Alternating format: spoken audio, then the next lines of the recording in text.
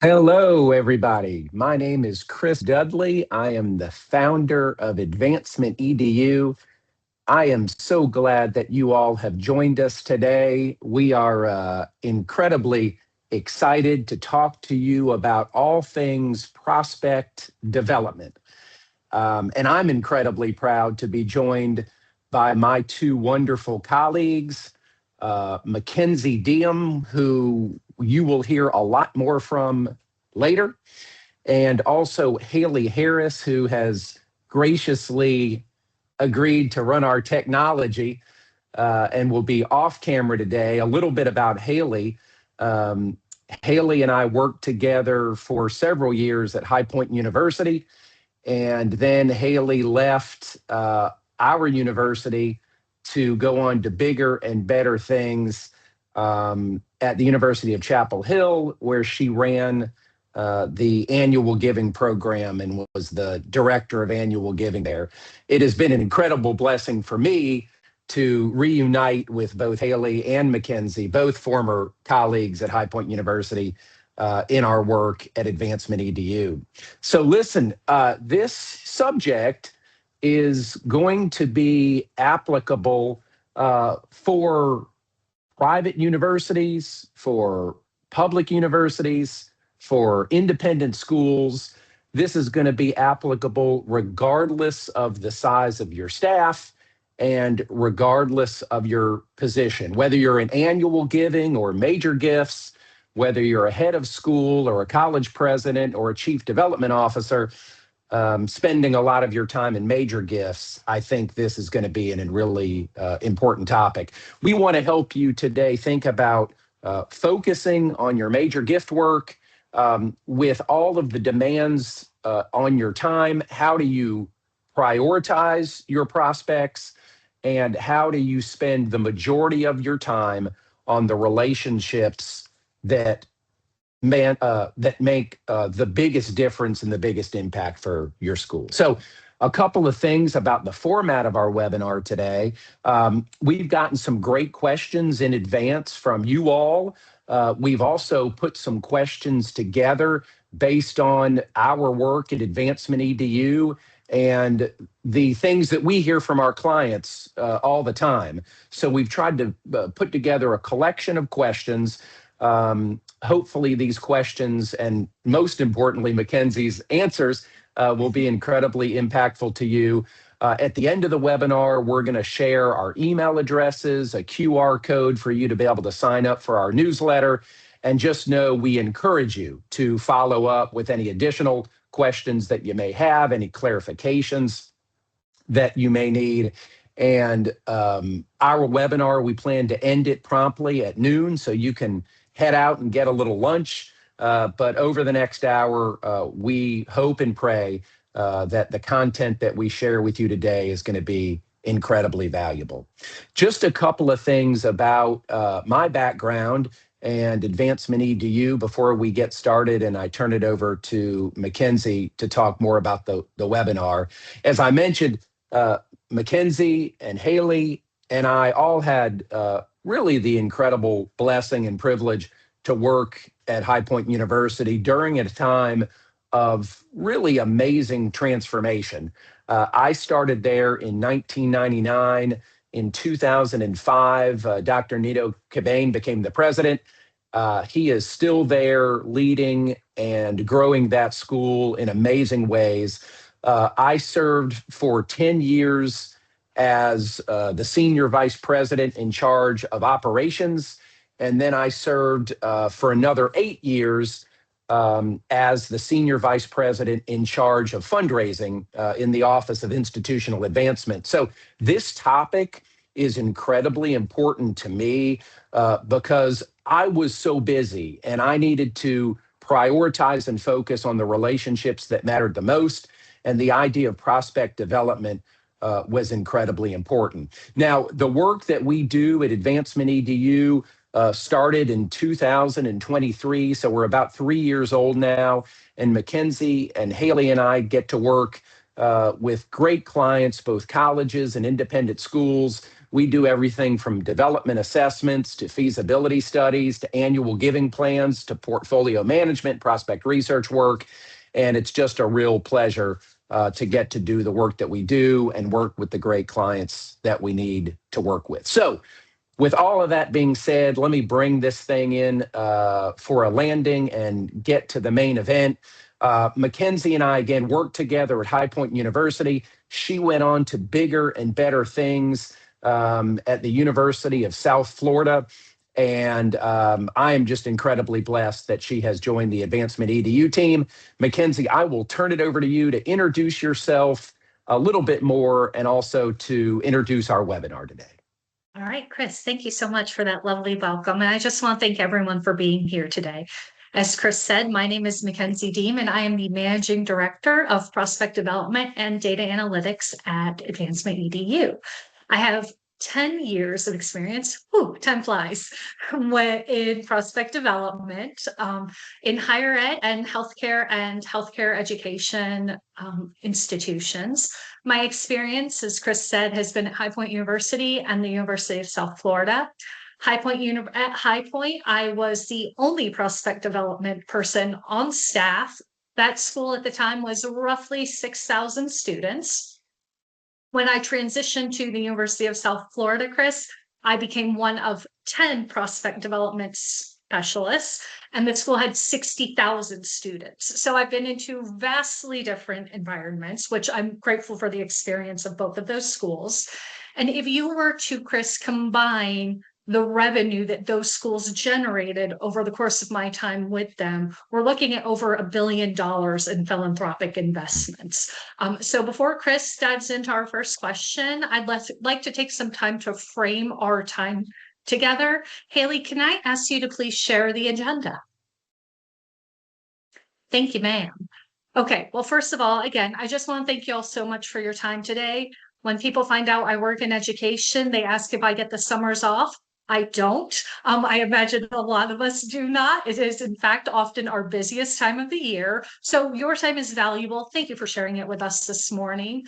And to reiterate something Chris mentioned just a few moments ago, I understand that not every institution or organization has a prospect development professional, whether that's a prospect researcher or a prospect manager on staff. So today's conversation will be really framed around prospect development practices and theories that you can apply to your development team, regardless of staffing. So I'd really like this conversation for the central idea to come across that prospect development is not a support function. It is a set of strategic fundraising principles that align your prospects, your data, your fundraisers, and your priorities to accelerate major gift success. So to start at the very, very basic building blocks, what is prospect development? Well, prospect development is the umbrella under which both prospect research and prospect management fall. Prospect research is the identification of potential donors and research on those donors, as well as research on your existing donors.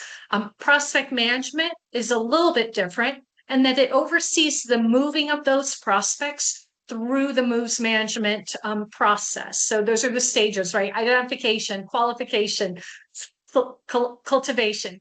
That is part of prospect management, as is the managing of fundraiser portfolios, the size of them, and the documentation of fundraiser activities and solicitations. So throughout our conversation today, I'll use prospect development as kind of a catch-all term. I will, in other instances, use prospect research once it's specific to research, or prospect management when it comes to that. But that is my first spiel. You'll get a few today. All right, McKenzie. So thanks for kind of framing the conversation, working through kind of the topics that we're going to talk about. So let's just dive into it. Again, these questions, many of them were sent in advance. Many of these questions were formed by conversations that we've had with clients. And so I hope the questions and the answers are going to be really valuable to you all as you think about the work that you do at your school. And again, I think what McKenzie said is incredibly important.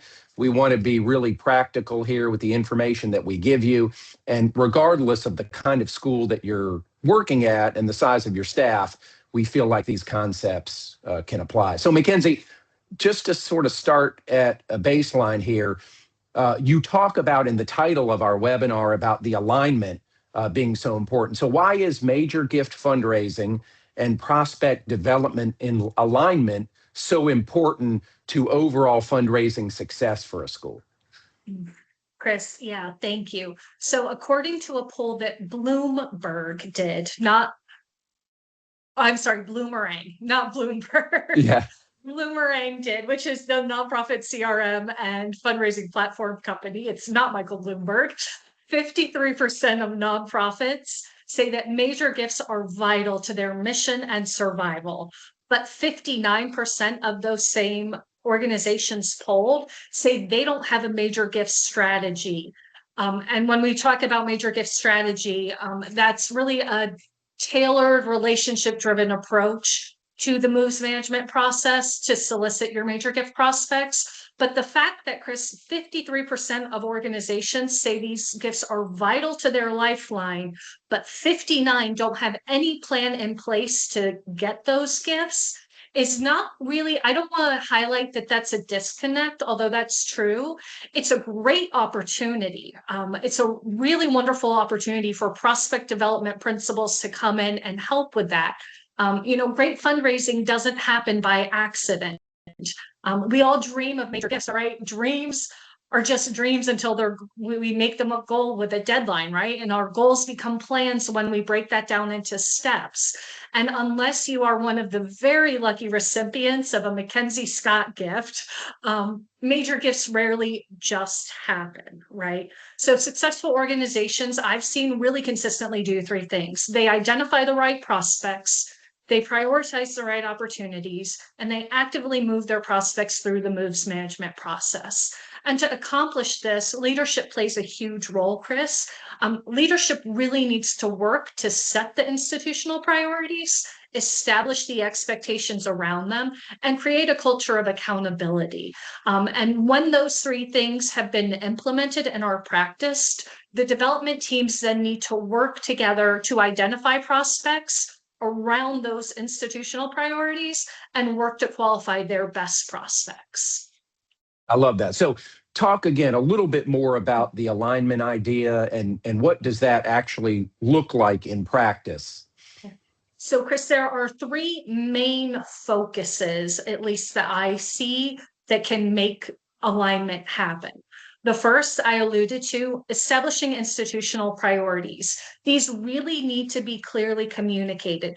That has to happen in your staff meetings. That has to happen when you develop goals, and that has to come through in your organizational culture. The second part of that is your prospect prioritization. So those obviously, as we all know, with the greatest capacity and the greatest affinity, are actively qualified, and they are then progressed into cultivation. What's important here is that institutional leaderships and every member of your development team need to know who these top prospects are. The key to anything really is just to start with what you have and what you can do. Look at if your database has been screened, look at who your highest rated donors are. You obviously track gifts. Who are your biggest donors? Invest, I would say that's one thing I would say that to our guests today that should be a real high priority is if you've not done this in recent memory, invest in a full database wealth screen. It's a wonderful place to just start when you don't have prospect research and you don't have prospect development. And then, Chris, the third aspect of this alignment, I think, in my opinion, is prospect management. Your active prospect management. And Chris, I don't mean that to say you must have a prospect manager on staff doing this. Incorporate your whole staff into this process. Your fundraisers set the expectation that your fundraisers have a cultivation and a solicitation framework for their top prospects. Ideally, that should expand to everyone in a portfolio. But if you have a very nascent prospect development principles in practice, just focus on doing that for your top prospects. And these frameworks should be reviewed regularly, ideally with a supervisor, but Yeah. regular monitoring. McKenzie, I'm thinking about just, the three of us, Haley, McKenzie, and I were on a call yesterday with one of our clients. And I think about part of the work that we did for that client was really to help them do exactly what you're talking about. Without going into which client this was, talk a little bit about that process, actually what you did for them, and how they're going to now be able to take that valuable information to really prioritize their meetings and the relationships that they have. Chris, thank you. Yes, so this was a small independent K through 12 school that has no prospect development in place at all. They don't have anyone on staff doing this. They've never done a significant well screen before. And so when we came in to partner with them, that was one of my primary goals and objectives, was to develop a top prospect list. But as we all know, that's hard when you don't have wealth information on people.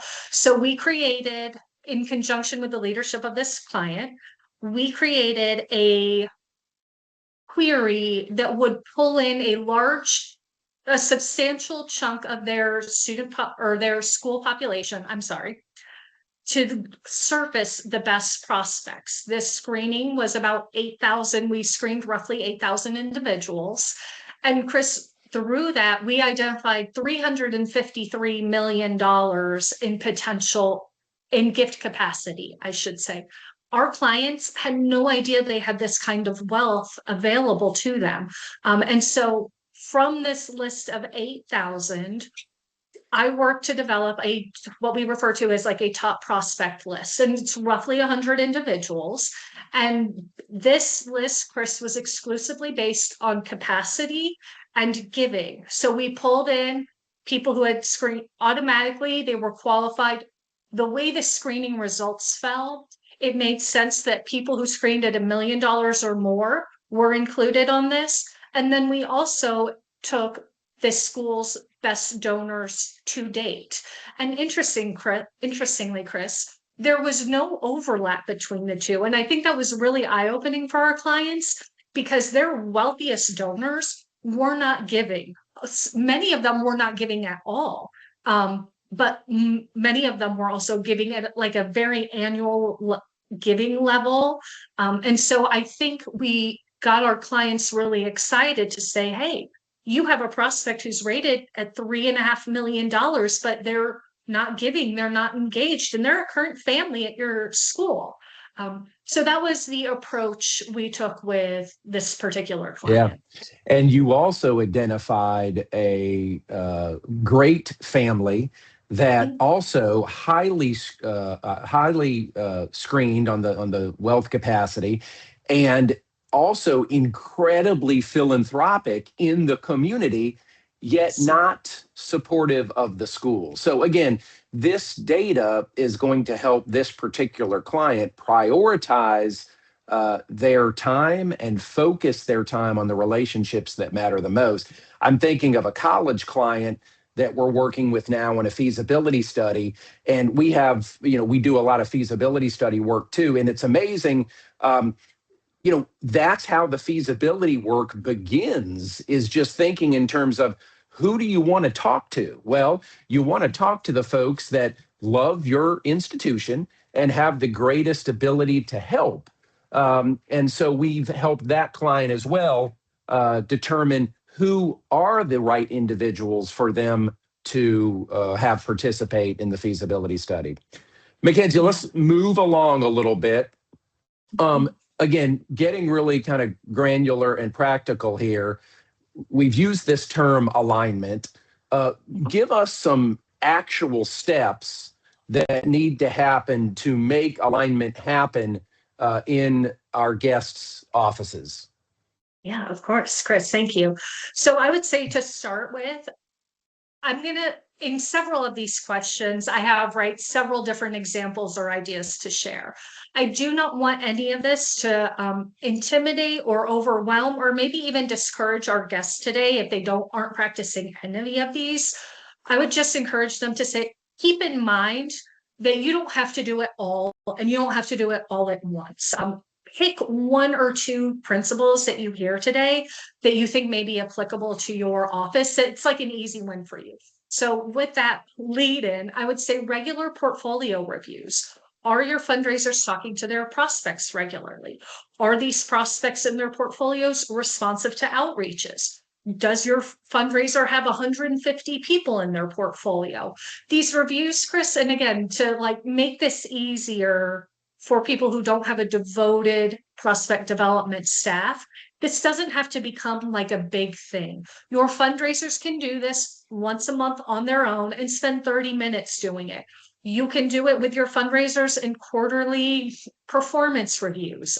So don't let the term portfolio review, I would say, discourage you and be like, oh, that's one big meeting that we have to get on the books every month. That's not it. This is something that your fundraisers should really feel empowered to do on their own until the capacity exists to do this in conjunction with other staff. Another part of this, and I think another opportunity, Chris, is updating the prospect stages, right? I touched briefly on the moves management, right? Moving someone from identification to qualification, from cultivation to solicitation. If our clients and anyone on this call are not doing this now, I would say, don't worry, it's okay. I would encourage you to just start somewhere. And to go back to this idea of alignment, Chris, alignment is we all have the same information at the same time. And so if a fundraiser has a prospect in cultivation, but there are no corresponding notes in the system about that, another fundraiser could come in and try to pick up this prospect. Or if you do have a researcher, they could refer this researcher out to another fundraiser. So I would say that is really imperative. Another way we can ensure alignment is, like, speaking of the fundraiser activities and documenting those in the system, is consistent documentation. The asks and the outreaches need to be standardized and documented. And again, that falls really closely to the idea of alignment. If you have one fundraiser putting in activities in one way, but another fundraiser documenting their outreaches in another, we're not comparing apples to apples, and our reporting is going to be erroneous. And I would say the last thing, Chris, on this, my last note on this is normalize the releasing of prospects. I understand that and I've never been a fundraiser, but I could see that I would feel that way too. It's like, no, this person's in my portfolio. They're well screened at $2.5 million. I really want to try to work them. Well, if a prospect isn't responsive to you, I would say release them, give the opportunity to someone else in your organization. I think the important thing here is in your organizational culture to frame it as your fundraisers do not own your prospect relationships. Your fundraisers manage the institution's relationship with the prospect. And keeping that line, I understand, right? If your wives are in the same book club or your kids go to the same school, there's a lot of opportunity for overlap there. But if a prospect is not, particularly when a prospect is not responsive, let them go. Give that, maybe they'll be more responsive to someone else in your organization. Yeah, the word that pops into my head that you're saying we don't want is this idea of stagnation or being stagnant, right? Exactly. We need to see our donors progress through that philanthropic engagement cycle, through that moves management cycle. I try to do this if I've got a shirt in my closet that I don't wear for 4 years. It's time to maybe give that shirt away, right? And I think the same thing as it relates to portfolio management. And I think that's our job as, let's say, a leader, whether it's the chief development officer or maybe it's the head of school. We've got to challenge our fundraisers and ourselves in certain cases, to make sure that each prospect that we have has a corresponding strategy, Yes. and a timeline associated with that strategy, right? The next move or the next action that's going to be taken is we're going to take this person out to lunch and try to talk about our priorities as a school and which of those priorities that they're most passionate about. And that lunch is going to happen in Q3, no later than X date. And when you review that portfolio, if it's been 6 months since that was supposed to happen, then you've got an issue and that has become stagnant. So I think that's the key to make sure that you don't want shirts to stay in your closet for 4 months or 4 years, and you don't want prospects to stay in your portfolio for 4 years with no action. So good feedback there. And again, I think constant movement is the key as it relates to what you were just talking about. So again, I've used the word a lot today, prioritize and priorities, but what are the steps that you think, sort of regardless of the size of the organization, folks should really prioritize after this call if they're not doing these things now? So these are things, Chris, that I have obviously seen work really well in shops that I've worked at and shops that I've not worked at, but I have close connections working in. They may not all work for everyone. So again, maybe just I would encourage our listeners today to pick one or two. The first being identify your emerging major gift prospects. Right, you touched on stagnation. That's exactly it. We don't want our donor base to be stagnant. And so as you identify these emerging major gift prospects, you're bringing in new prospects, right? You're not going back to the same donors, although we do all have very loyal donors. You want to bring in new money and new people into your organization's family. I would say also, if you don't have a moves management process in place, do that and monitor it. Document and track the solicitations, whether it doesn't matter. I'm sorry, not that it doesn't matter whether it gets funded or declined, but that's almost irrelevant. We want to track that we are asking these prospects for major gifts. And then when they are funded, or unfortunately, obviously they do get declined sometimes, that needs to be reconciled in the system somehow. I always, when people ask me, what do I do? The basest definition I can give, Chris, is that my fundraisers work really hard. They're putting in the long hours. They're talking to people on the evenings and the weekends. It is my job to ensure that everybody else in the organization knows that. And I do that by ensuring their activities and their solicitations are documented appropriately. Another aspect of this I think that would be really beneficial is work to surface significant wealth or life-changing events. If one of your prospects wins the lottery, right, we want to be first in line.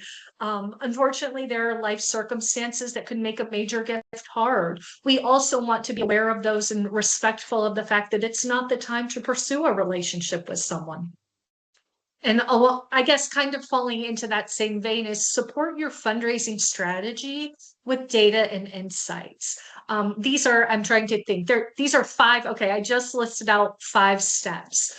You do not, I want to reiterate, you don't need to have someone on staff doing all of this full time. These can be fit into your existing job descriptions right now. Help teams find ways to implement these. And really, I like the term create space so that your team can add 1 or 2 of these and not feel overwhelmed.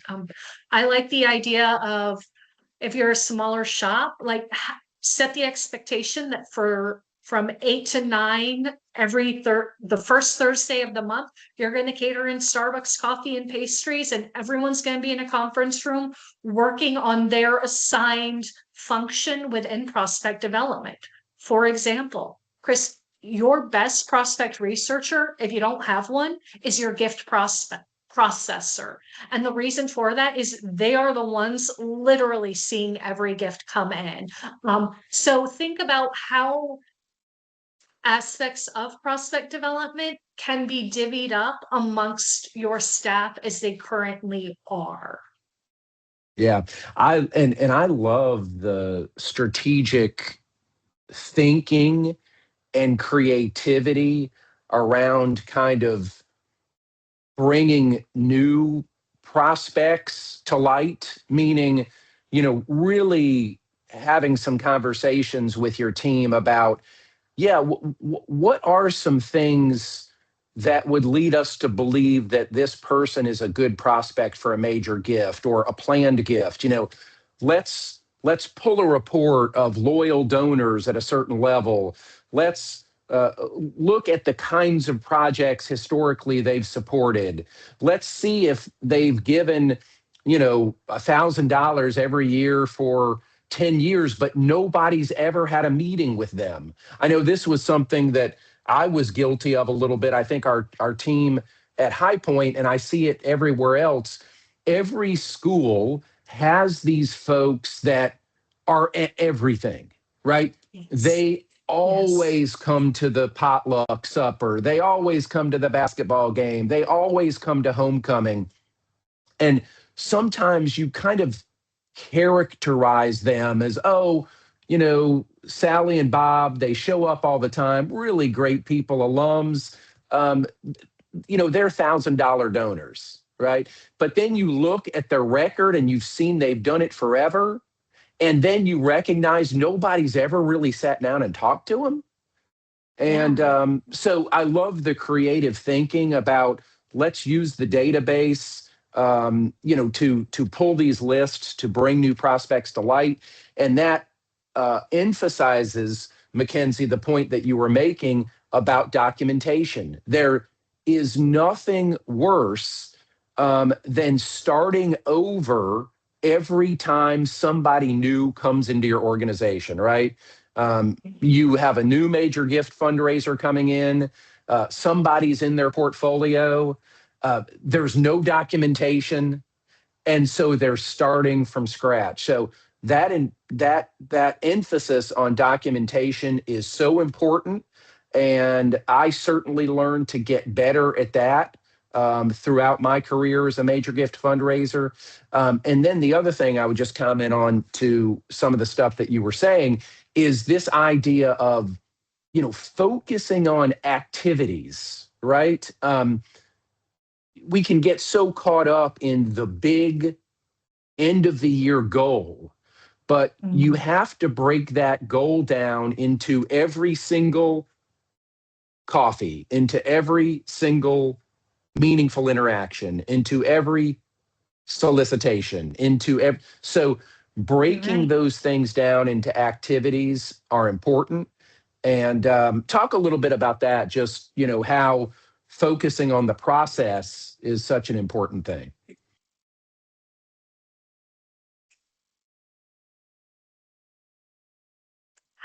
On the process. Well, Chris, it's not just, we often, I think, can fall into the trap of thinking, oh, it's no big deal if we don't document our activities, or it's no big deal if we don't document that I asked this person for $50,000. At first glance, it may seem relatively harmless. But what that actually does, Chris, is it significantly damages your organization's relationship with these prospects. Because, Chris, let's say your fundraiser, John, meets with Joe and Sally. In 6 months, John moves on, and then his replacement comes in, also meets with Joe and Sally. If your first fundraiser has not documented those activities, do you know what you look like to Joe and Sally? Absolutely, you look unprofessional. And really, I think that the I's need to be dotted and the T's need to be crossed. And we need to follow through on our word and what we say we're going to do, especially in today's world. That's so important, but specifically in philanthropy, we all know how important ethics are. And so I would just say, for the sake of data integrity for the betterment, the true betterment of your organization. Standardize and set expectations around documentation. Yeah, completely agree. So with this idea in mind that focusing on the activity ultimately leads you to your success at the end of the year, how can you measure success, McKenzie, as you move through without only measuring success as the $5 million gift, right? We want to have small wins along the way. How do you think about success? Yeah. Are your fundraisers holding either discovery or initial meetings? And by that, I mean, are they meeting non-donors for the first time? Are they working to build the pipeline? Are your fundraisers documenting these cultivation or solicitation frameworks? Are your CRMs often have a really great way of tracking how long a prospect has been in a given stage in the moves management? Pull a report on those dates. Are your prospects actively being moved through the moves management? And if so, are the corresponding activities documented? And if not, why are they in the portfolio? So that opens the opportunity for those conversations. At the very base, Chris, are the number of major gifts your team is soliciting increasing? Whether they're closing or not, obviously we want those to close, but are they making those major gift asks? You alluded to revenue. That is the biggest one. And do you retain your top donors? We've used the word activities, Chris, and I don't want us to get lost in that. The activities really feed the outcomes and strategic movement. And that's what we're looking to measure. Not just how many coffees did you have with your prospects? Very important. But was there a strategic reason going into that meeting that you were meeting with that prospect? And then, Chris, I listed like 6 or 7. I would encourage our listeners today to really take into account what are their institutional priorities? What matters to their chief development officer? What matters to their president? And take that into consideration, because some things will matter more to one organization versus another. And so build out those goals, those measurements, and then define how they will be tracked within the system, right? Because if you can't track it, it's pointless. Yeah, I don't know that we've talked about this a whole lot, but I'd be curious. You were talking about which metrics to measure, and I've gone back and forth on this and have talked to major gift fundraisers when I was the chief development officer, now my clients now, about, what's most important. First of all, I love what you said about making sure that, and by the way, I like to use the term meaningful interactions. I like that to be a measurement versus contacts or meetings or whatever. I think a meaningful interaction is something that takes place. It can be virtual. It can be potentially by happenstance at a homecoming event, or it could be a scheduled meeting. But a meaningful interaction is an interaction about philanthropy and about moving someone from one stage to the next. That's what a meaningful interaction is. And I love to measure that. I also love to measure the number of proposals that are made. I think that's really important. And then also the number of proposals that close. So again, these are ideas that, instead of focusing on the dollar amount, focusing on the activity. And then the other thing you said that I like so much, and then I want your feedback on what metrics you think are the best. Making sure that a number of your meaningful interactions are with new prospects, right? Because that is, in fact, the lifeline and the pipeline, the future supporters of your school. So if you have a metric about meaningful interactions, make sure there's a percentage that have to happen with new folks. McKenzie? Chris, can I play the prospect development devil's advocate? Please. And just very slightly disagree with one comment you offered. I love You it. said that meaningful interactions should be measured, right? And that those meaningful interactions are defined by being about philanthropy. With all due respect, every single interaction should be meaningful. Right. Every single one. We're not going out to coffee to just hear about their jobs. We're not going to coffee to hear about how the kids did at camp, all of which is very lovely. But the goal of every single interaction, and I would argue, respectfully, of course, that then every interaction is meaningful, is to progress that person through the moves management system. So I've worked in institutions where they definitely accounted for major gifts. Chris, there is a very well-known book. I believe the title is Managing Major Gift Fundraisers, and the author's name is escaping me, so please forgive me. He is extremely well regarded in the fundraising community. He is a very well respected, very successful, a very successful fundraiser.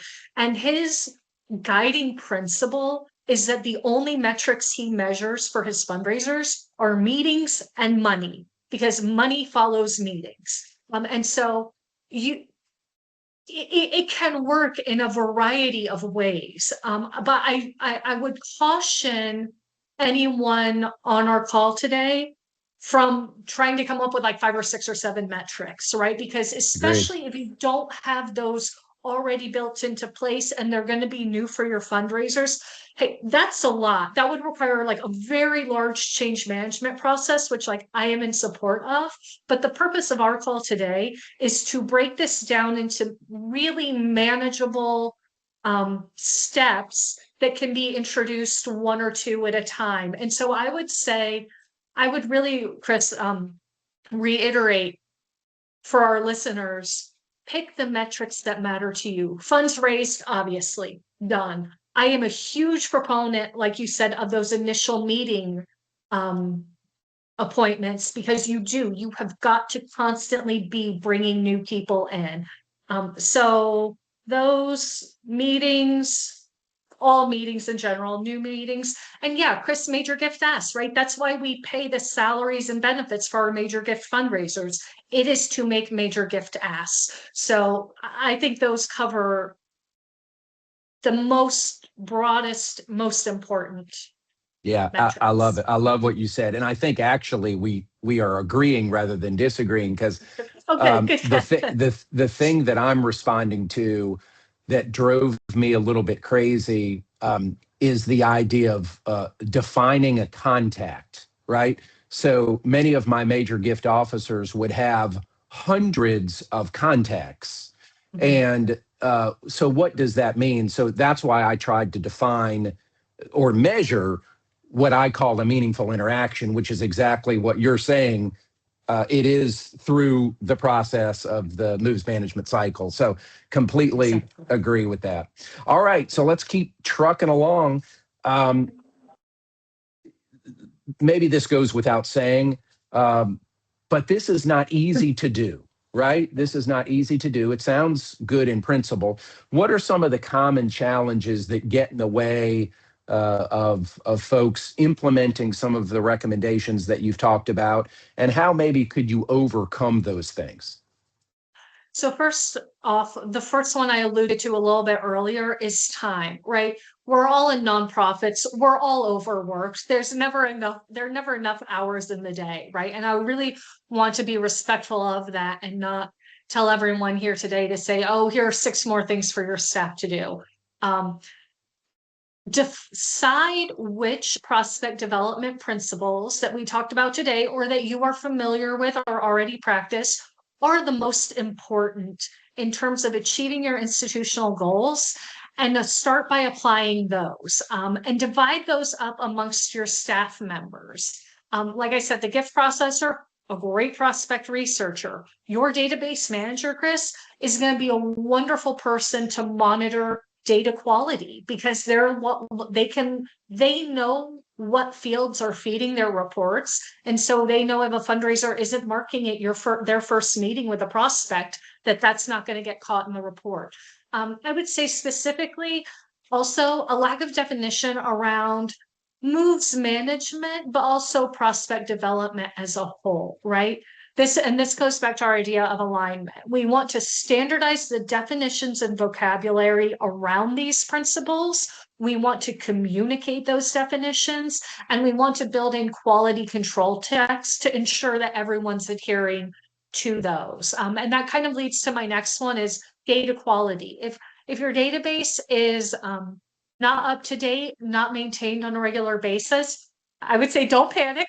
AdvancementEDU can help you out with that. But that is something that so many shops have faced. I've been in shops that have seen it. My professional acquaintances work in those shops. So that don't panic when I say data quality, because that's an uphill battle we will fight constantly.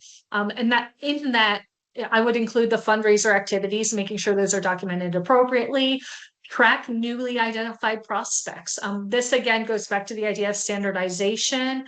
And I say all of this, and it doesn't need to be, Chris, a 10-page handbook on how to accomplish this. Literally, I would love for people to create just a simple one-pager. These are the top 10 things you need to know about our CRM, whether it's documenting, whether it's looking up, and maybe design like a 30-minute onboarding training session for your new hires. It doesn't need to be this massive endeavor. And I think the last challenge that really has stood out to me in my career is that the lack of ownership and accountability, right? If our listeners today do decide to have prospect development already in place or decide to implement it in some form or fashion, make sure that there is a clear ownership that's been defined and make sure that people are accountable for that. And that's, Chris, that's so easy to do because to ensure accountability, you just build that into institutional and organizational and individual KPIs, right? We say that this is important, and so we're going to build it into our goals. So, and Chris, the way to do this, right, is it's like it's basic economics. So what am I giving up to get what I want?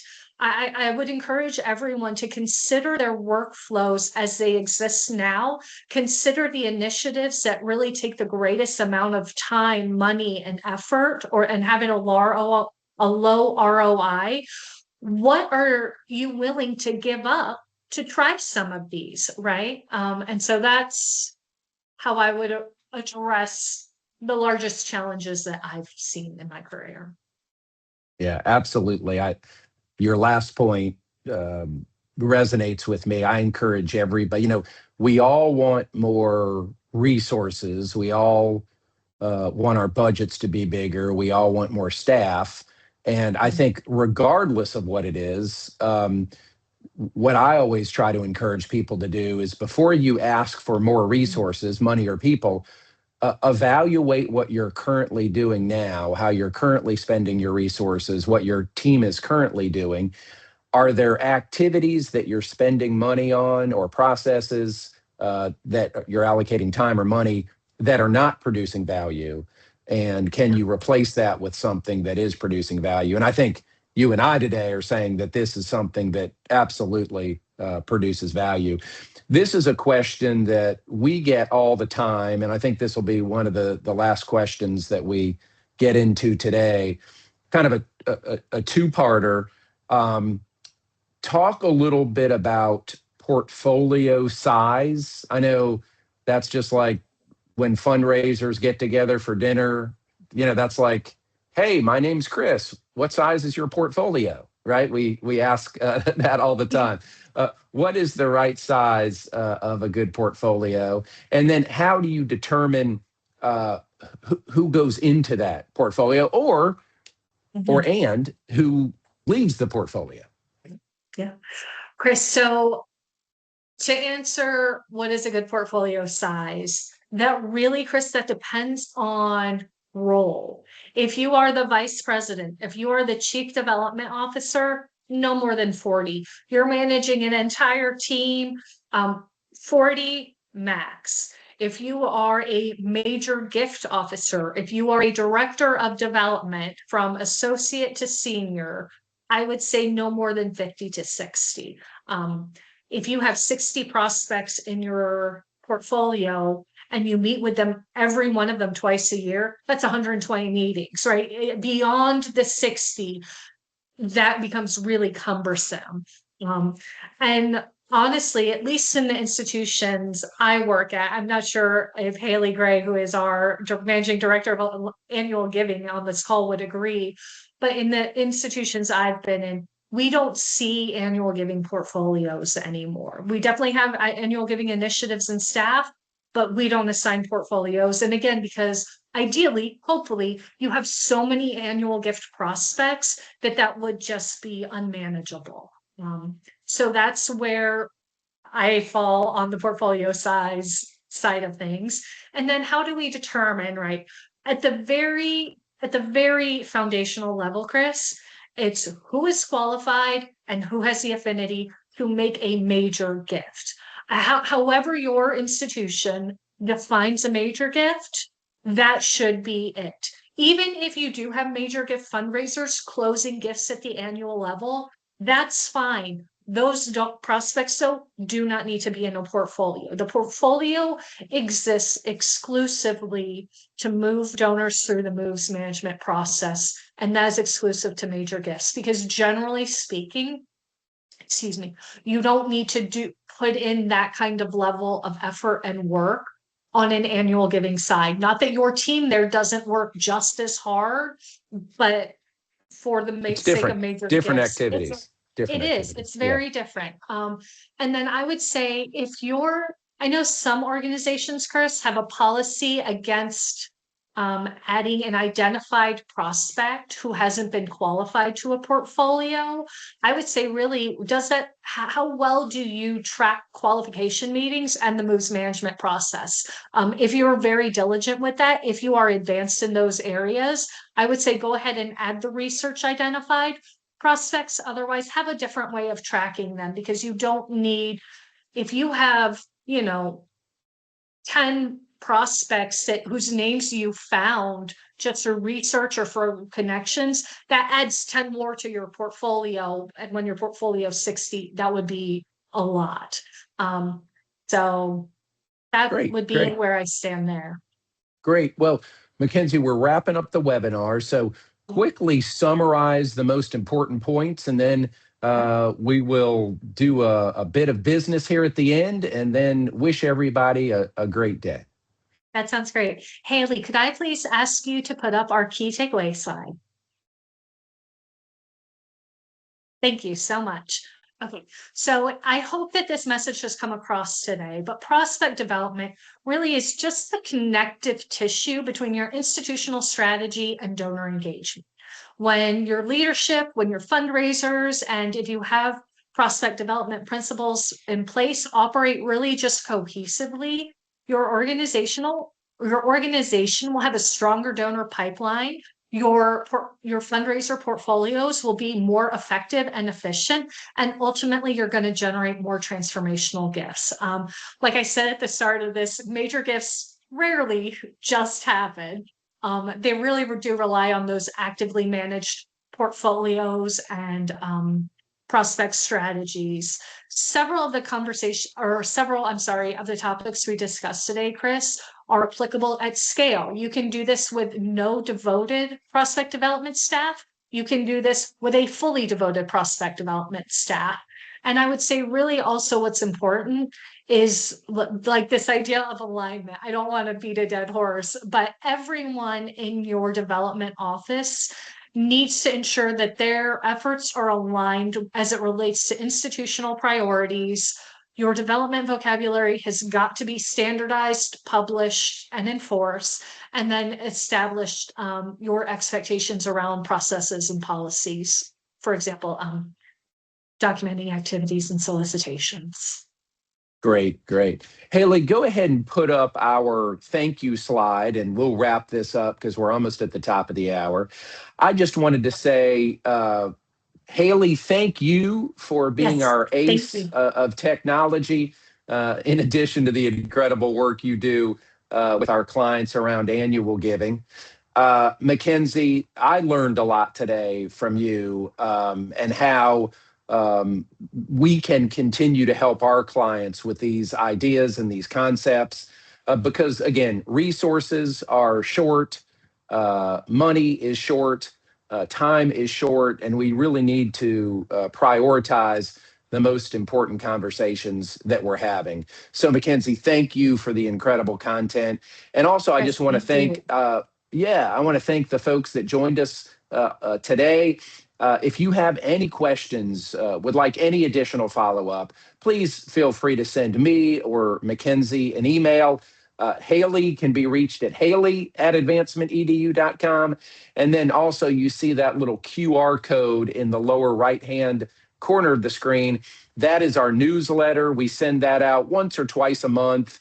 Always good content and certainly not overly burdensome on junking up your email box. It's good stuff, and we don't send it out more than about once or twice a month. So, with that, call us if you need anything, email us if you need anything. Thank you for the impact that you're making at your school, and continue to think more about prospect development and how you can prioritize your resources to make the greatest impact at your school. Thanks and have an awesome day.